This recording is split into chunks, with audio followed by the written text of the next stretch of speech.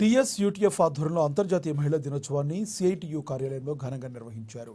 మహిళలు తమ హక్కులను సాధించుకోవడం కోసం నిరంతరం పోరాడాలని యుఎల్ఎస్ఏ సెక్రటరీ సౌజన్య తెలిపారు. మహిళల రక్షణ కోసం అనేక చట్టాలు ఉన్నాయని తెలిపారు. మహిళల హక్కుల రక్షణకు భంగం వాటిల్లినప్పుడు ప్రభుత్వ జిల్లా లీగల్ సెల్ను వినియోగించుకోవాలని సూచించారు. పాఠశాలలో, కళాశాలలో విద్యార్థులకు స్వయం రక్షణ కోసం ఉపాధ్యాయులు తర్ఫీదునివ్వాలని తెలిపారు.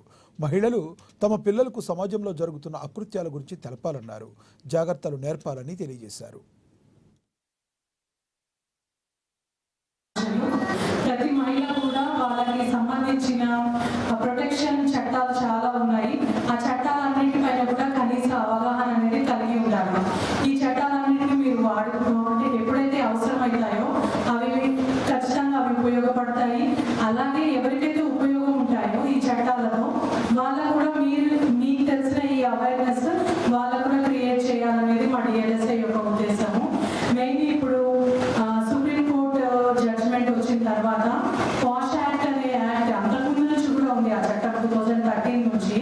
యాక్ట్ అంటే ఏంటంటే పనిచేసే ప్లేసెస్ లో సెక్షువల్ హెరాస్మెంట్ అనేది ఉండకూడదు. ఒకవేళ అలాంటి సెక్షువల్ హెరాస్మెంట్ ఉంటే దానికి సంబంధించి ఇంటర్నల్ కంప్లైంట్స్ కమిటీ ఏముంటుంది, ఎట్లా ప్రొసీడ్ అవ్వాలనేది ప్రతి గవర్నమెంట్ ఇన్స్టిట్యూట్ లో ప్రతి మహిళకు తెలిసి ఉండాలి.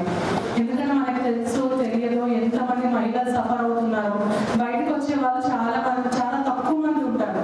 వాళ్ళు ఏమైనా అంటే మనం యాజ్ అ విమెన్ ఎంత మాట్లాడుకున్నా కానీ కొద్దిగా ఎమోషనల్లీ వీక్గా ఉంటాం.